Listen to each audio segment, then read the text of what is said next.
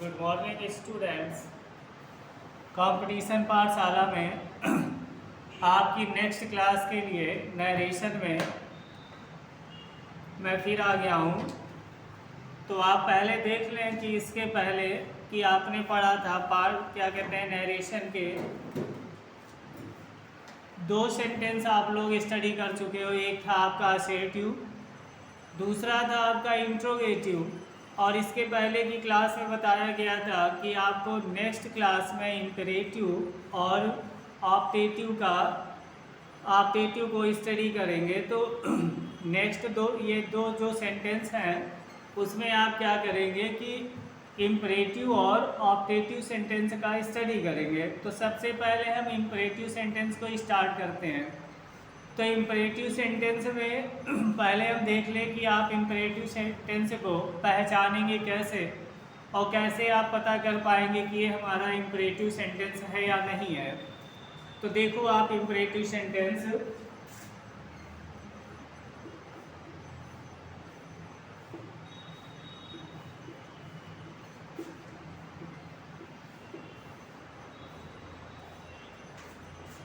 Imperative sentence में आप क्या करेंगे कि पहचानने का जो तरीका है इसमें जो सेंस होगा पहला वो ऑर्डर का हो सकता है। दूसरा सेंस आप मान सकते हैं कि इसमें एडवाइस होगी। तीसरा सेंस हो सकता है कि आपका रिक्वेस्ट हो या केवल बातचीत हो, एक टॉक हो सकती है। ठीक है, तो आप देख रहे हो कि इम्परेटिव सेंटेंस में ऑर्डर होगा, एडवाइस होगा, रिक्वेस्ट होगा, टॉक होगी, बातचीत होगी। दूसरी चीज एक और अब समझने की जो बात है वो ये है कि इम्परेटिव सेंटेंस का जो स्ट्रक्चर होगा वो होगा कैसा। क्या इम्परेटिव सेंटेंस को असर्टिव सेंटेंस की तरह लिखेंगे या इंट्रोगेटिव की तरह लिखेंगे? इनमें दोनों में कुछ ना कुछ तो डिफरेंसेज होगी, पहचानने का कोई ना कोई तो अंतर आएगा इसमें। तो इसका होता क्या है कि आप देखें असर्टिव का जो स्ट्रक्चर होगा आपका वो सब्जेक्ट, वर्ब, ऑब्जेक्ट का होगा। ठीक है, लेकिन जो इम्परेटिव सेंटेंस का स्ट्रक्चर होगा आपका उसमें सब्जेक्ट मिसिंग रहेगा, केवल वर्ब और ऑब्जेक्ट ही होगा। असर्टिव में क्या बताया गया था कि असर्टिव का जो स्ट्रक्चर है आपका वो सब्जेक्ट, वर्ब, ऑब्जेक्ट रहेगा। लेकिन जो इम्परेटिव का स्ट्रक्चर होगा उसमें क्या होगा, केवल वर्ब और ऑब्जेक्ट। इसका मतलब कि इसमें हमारा मिसिंग है सब्जेक्ट इसमें नहीं होगा। जिस सेंटेंस में आप सब्जेक्ट नहीं पाते हो वो हिडन रहता है और वो इम्परेटिव सेंटेंस होगा। जैसे मैंने एक सेंटेंस लिखा है आई गो देयर, ये एक सेंटेंस लिखा हुआ है कि आई गो देयर। यहाँ पर आई हो गया आपका सब्जेक्ट, गो हो गया आपका वर्ब, देयर आपका एडवर्ब का काम कर रहा है। यहाँ पर देखें सब्जेक्ट और वर्ब आया, लेकिन मैंने जब यहाँ पर लिखा केवल लिख दिया गो देयर, वर्ब है और ऑब्जेक्ट है। तो ये किसका स्ट्रक्चर है, इम्परेटिव का। इम्परेटिव सेंटेंस पहचानने का तरीका है कि उसमें वर्ब होगा और ऑब्जेक्ट रहेगा। लेकिन असर्टिव का पहचानने का क्या तरीका है कि उसमें सब्जेक्ट, वर्ब, ऑब्जेक्ट रहेगा। तो ये तरीका हो गया आपको इम्परेटिव सेंटेंस को जानने का। अब दूसरी बात आई कि सेंस कैसा आएगा कि ऑर्डर है, एडवाइस है, रिक्वेस्ट है, ये एक जनरल टॉक है। मैंने लिखा हुआ है यहाँ पर गो देयर, वहां जाओ, वहां पर जाओ। यहाँ पर ये क्या हो सकता है कि ऑर्डर भी हो सकता है और एक टॉक भी हो सकती है। ऑर्डर ऐसे होगा कि the master said to the servant, मालिक ने नौकर से कहा कि वहां जाओ। तो यहाँ पर मालिक और नौकर के बीच की बात हो रही, तो मालिक तो हमेशा नौकर को ऑर्डर करेगा। लेकिन एक दोस्त ने दूसरे दोस्त से कहा कि वहां जाओ, यहाँ पर तो ऑर्डर का सेंस आएगा नहीं।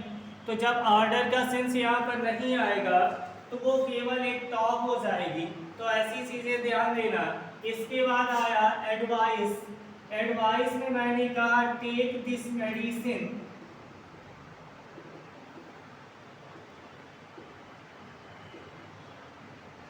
रेगुलरली। इस मेडिसिन को रेगुलर ढंग से लेते रहें, नियमित लेते रहें। तो यहाँ पर ऑर्डर का सेंस हुआ कि एडवाइस का, कि डॉक्टर आपसे विनती कर रहा है, रिक्वेस्ट कर रहा है, भैया दवाइयाँ लेते रहना, मेरी आपसे ये रिक्वेस्ट है। तो ऐसी तो रिक्वेस्ट डॉक्टर साहब कभी करते नहीं। ठीक है, डॉक्टर क्योंकि रिक्वेस्ट करेगा, आप दोबारा बीमार नहीं होगे तो उसका खर्चा कैसे चलेगा। तो सोचेगा ना कि हम केवल एक एडवाइस दे दें और आप खाओ चाहे ना खाओ। तो ये तो हो गया आपकी advice, take this medicine regularly. इसके बाद आया रिक्वेस्ट। रिक्वेस्ट का आप सेंस कैसे देंगे? रिक्वेस्ट का सेंस है कि प्लीज कम हियर, कृपया यहाँ आइए। कह रहा है कृपया यहाँ आइए। तो यहाँ पर तो सीधी सी बात है, इसमें ज़्यादा डिस्कस करने की ज़रूरत नहीं है कि ये आपका रिक्वेस्ट का सेंस ले रहा है कि ऑर्डर का कि एडवाइस का। तो चारों स्टेप आपको समझ में आ गए कि इस तरीके से हम सेंटेंस पहचान सकते हैं कि ये हमारा ऑर्डर का सेंस लेगा, कि एडवाइस का सेंस लेगा, कि रिक्वेस्ट का सेंस लेगा, कि टॉक का सेंस लेगा, कि एक जनरल सी बातचीत का सेंस ले लेगा। तो इन चीज़ों को आप ध्यान दिए रहेगा।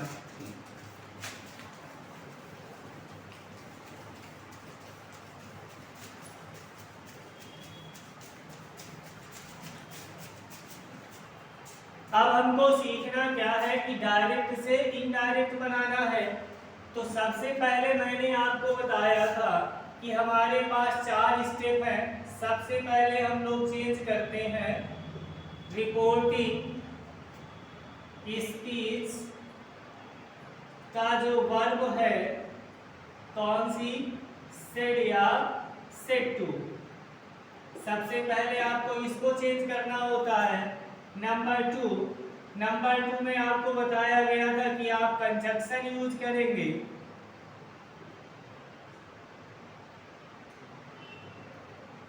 इसके बाद इंपरेटिव सेंटेंस है। नंबर 3 में मैंने कहा था कि वहां पर असर्टिव में कि सब्जेक्ट आ जाएगा यानी पर्सन आ जाएगा, यहाँ पे सब्जेक्ट मिसिंग रहेगा। तो यहाँ पर क्या करोगे, वर्ब आ जाएगी। तो इन 3 स्टेप को देखे रहना। तो सबसे पहले आप रिपोर्टिंग स्पीच की वर्ब सेड या सेड टू को बदलना सीखें। तो मैंने आपको एक छोटी सी बात बताई थी कि बात कही जाए तो सेड, बताई जाए तो टोल्ड, पूछी जाए तो आस्क्ड। ये 3 स्टेप आपके असर्टिव और इंट्रोगेटिव में हो चुके थे, लेकिन अब तीसरे सेंटेंस में आए हैं इंपरेटिव में। तो उसमें आया क्या कि आदेश दिया जाए यानी कि ऑर्डर दिया जाए। तो आप क्या करोगे, सेड या सेड टू को आप चेंज कर देंगे ऑर्डर्ड में। क्या कहा गया था, बात कही जाए तो सेड, बताई जाए तो टोल्ड, पूछी जाए तो आस्क्ड, आदेश दी जाए तो ऑर्डर्ड हो गया। सलाह दी जाए मतलब एडवाइस, सलाह दी जाए तो क्या हो जाएगा, एडवाइस दो। इसके बाद आया क्या, और रिक्वेस्ट किया जाए, प्रार्थना की जाए तो सेड या सेड टू को आप चेंज कर दोगे रिक्वेस्टेड में। इसके बाद आया क्या कि अगर एक जनरल टॉक बताई गई थी तो टॉक में आप टोल्ड कर सकते हो या आस्क भी कर सकते हो इंपरेटिव में। इसको ध्यान दें कि ये ना सोचना कि इंपरेटिव सेंटेंस है केवल उसमें ऑर्डर्ड, एडवाइज्ड, रिक्वेस्टेड आए, वहां पर टोल्ड भी हो सकता है, आस्क भी हो सकता है। तो इस सेंस को देखे हैं ना आप। इसके बाद ये फर्स्ट स्टेप हमारा हो गया कंप्लीट। सेकेंड स्टेप कहता है कंजक्शन। ये फर्स्ट रूल है आपका, इसको नोट कर ले। इसके बाद सेकंड में कहता है कंजक्शन। कंजक्शन आपको पता है, कंजक्शन के रूप में यहाँ पर आप कनेक्टिव टू का यूज करेंगे। ठीक है, थर्ड स्टेप तो आप जानते हो, वही same sentence as it is आप उसी में जोड़ देंगे, ऐड कर देंगे। तो आपके ये रूल तैयार हो चुके हैं। अब इन्हीं के रूल्स के अकॉर्डिंग आप नरेशन चेंज करेंगे, बड़ा आसान हो जाएगा, बस ध्यान से देखते रहना। पहला सेंटेंस मैंने लिखा हुआ है, the teacher said to the boy, comma inverted comma, speak the truth.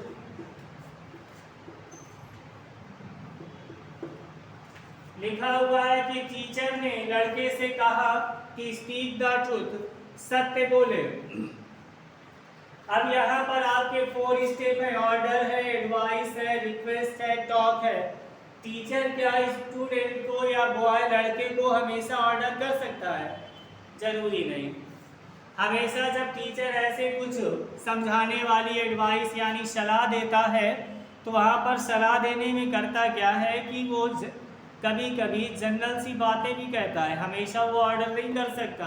तो सत्य बोलो, झूठ मत बोलो, सड़क के बीच में चलो, ये सारे ऑर्डर्स नहीं होते। ये सब क्या है, मोरल ड्यूटीज जो है, या ड्यूटी तो ना कहे लेकिन मोरल वर्क है, नैतिक कार्य है जो हमको हमेशा करने चाहिए। तो उनके हिसाब से ये हमारा जो शेड्यूल या शेड 2 है, ये ऑर्डर में जाएगा कि एडवाइज्ड में जाएगा।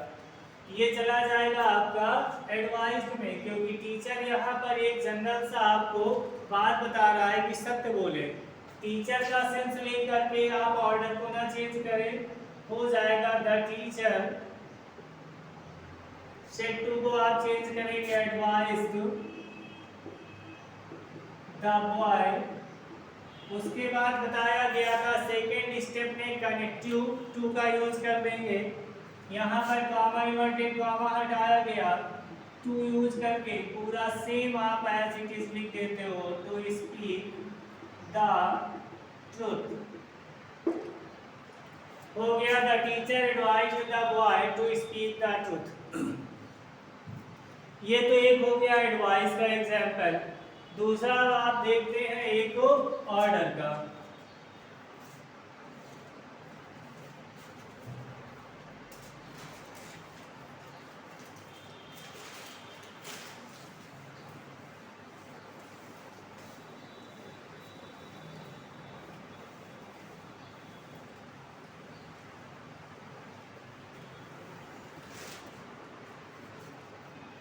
ऑर्डर की बात करें तो यहां पर मैंने बात करी है कि the master said to the servant, comma inverted comma, clean the room, full stop, inverted comma close. यहाँ पर एक मास्टर है, मास्टर मीन कहें तो मालिक, ठीक है। उसके घर में कोई एक नौकर है, उस नौकर से वो क्या कह रहा है, कह रहा है रूम को साफ करो। तो जब भी कोई पेड वर्कर होता है तो हम लोग उसको सर्वेंट ही मानते हैं, नौकर ही मान लेते हैं। तो जब पेड वर्कर है तो उसको नौकर को इसमें क्या करेगा, फिर वो तो ऑर्डर कर देगा, कहेगा कि जाओ रूम साफ करो जा करके। तो यहाँ पर वो ऑर्डर का सेंस ले रहा है। क्या करेंगे, शेड 2 को आप चेंज करेंगे, ऑर्डर में the master ordered the servant. इसके बाद कनेक्टिव टू आ गया, कह रहा है सेडिया से टू चेंज करो, फिर कंजक्शन टू लगा दिया। फिर वर्ब मैंने लिखा टू क्लीन द रूम। ये हो गया आपका the master order the servant to clean the room. ये आपका हो गया एक ऑर्डर का सेंस। एक आप जो समझने की बात है, एक टॉक को देख लें, बातचीत होगी वहां पर, और आप कंफ्यूज हो सकते हैं कि यहाँ पर ऑर्डर का सेंस आया है। हो सकता है कि आप सेट या सेट 2 को ऑर्डर में चेंज कर दें। ध्यान से देखना है इसको जरा।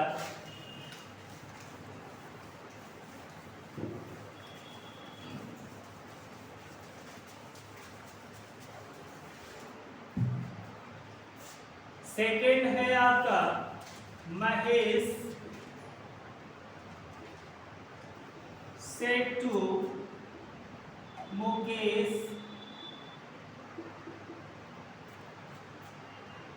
Come here. यहां पर एक ध्यान से बात समझने की कोशिश करें कि हो क्या रहा है कि महेश ने सेट टू मुकेश से कहा कि कम हियर, यहां पर आओ। तो महेश है एक लड़का, दूसरा है मुकेश, इन दोनों के बीच में क्या रिलेशन है? हो सकता है कि ये फ्रेंड हो सकता है कि ये जुड़वा भाई हो। यहाँ पर किसी प्रकार का कुछ क्लियरिटी आपके सामने नहीं है। आप नहीं प्रूफ कर सकते हो कि महेश मुकेश से बड़ा है, महेश जो है मुकेश का मालिक है। हो सकता है मुकेश मालिक इससे बड़ा हो महेश से, बट क्या है, बोथ आर फ्रेंड्स, दोनों क्या हैं, फ्रेंड है, दोनों मित्र हैं। तो एक मित्र दूसरे मित्र को क्या ऑर्डर करेगा, वहां पर कहेगा कि यहाँ पे आओ नहीं तो नौकरी से निकाल देंगे, ऐसा तो कुछ करेगा नहीं कि यहाँ पे आओ, क्योंकि वो दोनों फ्रेंड हैं। और फ्रेंडशिप में कभी क्या होगा कि आपके ऑर्डर वर्ड नहीं आता, एडवाइस हो सकता है कभी कभार, बट आप ऑर्डर का सेंस नहीं लेते हो। तो यहाँ पर जब इस तरीके की चीज़ें सामने आती हैं कि जहाँ पे पता न चले कि मालिक ने नौकर से कहा, master said to the servant, या मालिक ने कहा या किसी टीचर ने स्टूडेंट से ऐसा कुछ बोला कि go out of the room, कमरे से भाग जाओ, तो यहाँ पर क्या हो रहा है, ये सब ऑर्डर के सेंस हैं। बट यहाँ पर तो क्लियर था कि मास्टर ने उस सर्वेंट से कहा, टीचर ने स्टूडेंट से कहा कि ऐसा करो, वहाँ पे तो ऑर्डर है। एक कमांडर है, एक कैप्टन है, उसने क्या करा कि अपनी आर्मी से कहा कि मार्च फॉरवर्ड, आगे बढ़ो, तो उसने भी कमांड किया हुआ है। लेकिन यहाँ पे महेश ने मुकेश से कहा कम हियर, यहाँ पे कुछ क्लियर नहीं है। तो आप क्या करोगे, सेट टू को चेंज करोगे टोल्ड में, Mahesh told Mukesh to come here का हो जाता है आपका देयर। तो ये आपका एक सेंटेंस हो गया जो थोड़ा सा समझने वाला था। और इसको आप समझने के बाद क्या करेंगे, बाकी के सारे रूल्स यही रहेंगे। इंपरेटिव सेंटेंस के एक सेंटेंस आपका डोंट आ जाएगा तो आप हो सकता है कि कंफ्यूज हो जाए, बट उसमें कुछ नहीं है, उसमें आप सेंस देखें कि क्या हो सकता है, सेंस देख करके ही काम करें।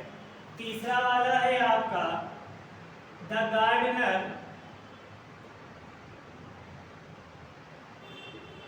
said to the boy, comma inverted comma, don't pluck the flower। ये सेंटेंस लिखा हुआ है, गार्डनर है एक माली है, उसने लड़के से कहा कि फ्लावर मत तोड़ो। यहाँ पर कौन सा सेंस हो सकता है, देखो ये केयर टेकर है वहां का, गार्डन का, और गार्डन में कोई बच्चा जब घुस गया है, वो वहां पे फूल तोड़ने की कोशिश कर रहा है, तो वहां पर वो क्या हो सकता है कि बच्चा बाय द वे छोटा है, तो हो सकता है कि वो उसको समझा करके बताए कि बेटा फूल मत तोड़ो। हो सकता है कि लड़का जो है बड़ा है, काफी एज का है, तो वो वहां पर गुस्से में ऑर्डर भी कर सकता है, एडवाइस नहीं करेगा, यही कहेगा कितने बड़े हो गए, फूल तोड़ो या मत तोड़ दे लेना। तो यहाँ पर क्या है कि आप देखना, ऑप्शन में सेट टू को ऑर्डर भी मिल सकता है और सेट टू का ऑप्शन आपका एडवाइस से भी मिल सकता है। बाकी का काम आपका वही पुराना रहेगा, लिखेंगे आप द गार्डनर, सेट टू को आप चेंज कर देंगे एडवाइज्ड द बॉय अब इसको ध्यान से समझना, जो डोंट लिखा हुआ है यहाँ पे, ठीक है, तो उस डोंट को आप क्या करेंगे, ये जो डू है इसको कट कर देंगे, पहले आप यूज कर देंगे नॉट, इसके बाद कनेक्टिव टू यूज कर लें। The gardener advised the boy not to pluck the flower.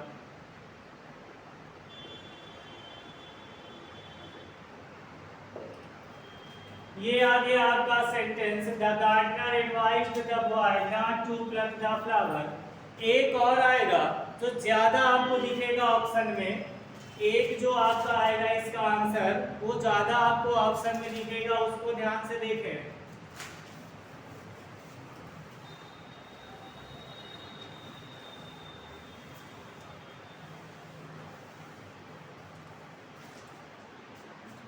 दूसरा आपका है सेंटेंस, यही वाला चेंज किया जाएगा कि जब नरेशन के डायरेक्ट सेंटेंस में डोंट आ जाए, क्या आ जाए, डोंट, तो आप क्या करें, ये आसान तरीका है, सेड या सेड टू को चेंज कर दें फॉरवर्ड में, इसमें चेंज कर देंगे फॉरवर्ड में, और दूसरा काम है क्या करेंगे, सेड या सेड टू तो चेंज हुआ आपका फॉरवर्ड, ठीक है।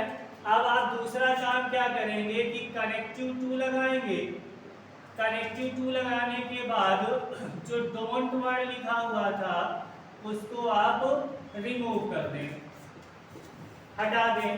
तो यहाँ पर इस सेंटेंस को आप देखो चेंज करना बड़ा आसान हो गया, डोंट के कारण से आप सेड या सेड टू को फॉरवर्ड में चेंज करेंगे, इसमें डोंट लिखा हुआ है, सेड टू को आप इसमें ले गए फॉरवर्ड में, तो हो गया द गार्डनर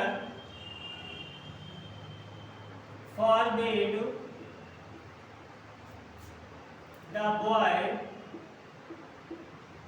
इसके बाद आपको बताया गया कि कनेक्टिव टू यूज करें, आपने टू यूज कर दिया, फिर कहा क्या कि डोंट रिमूव कर दे, डोंट को हटा ही दें, तो जो बचा इसके बाद लिख दें, डोंट हो गया रिमूव, बचा pluck the flower, to pluck the flower.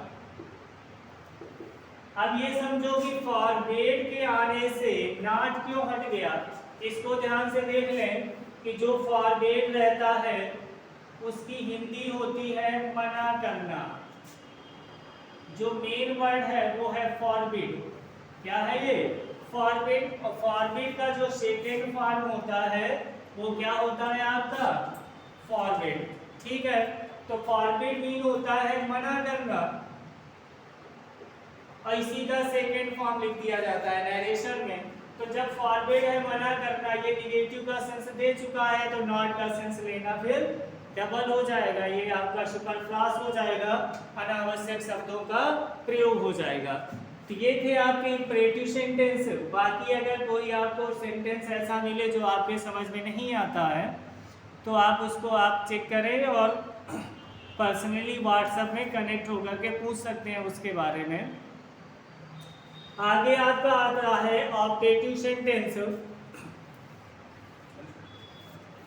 Optative sentence, इसके पहले आपने देखा कि इंपरेटिव सेंटेंस में सारी जानकारी मिल गई, तो आपको याद रखना है कि सेड या शेड टू को बदलने का तरीका, सलाह दी जाए तो एडवाइज कर देना, आदेश दिया जाए तो ऑर्डर्ड कर देना, रिक्वेस्ट करे प्लीज लगा दे वर्ड तो आप कर देना रिक्वेस्टेड। और इसके बाद एक बताया कि कॉमन टॉक हो रही हो, सामान्य बातचीत हो रही हो, तो वहाँ पर टोल्ड और आस्क्ड में एक कोई वर्ड आप यूज कर सकते हैं सेंस के अकॉर्डिंग।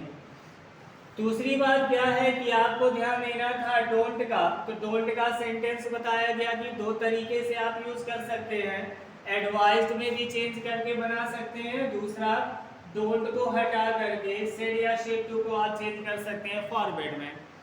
तो ये आपका हो गया इंपरेटिव सेंटेंस। इसके बाद का जो सेंटेंस आपको स्टडी करना है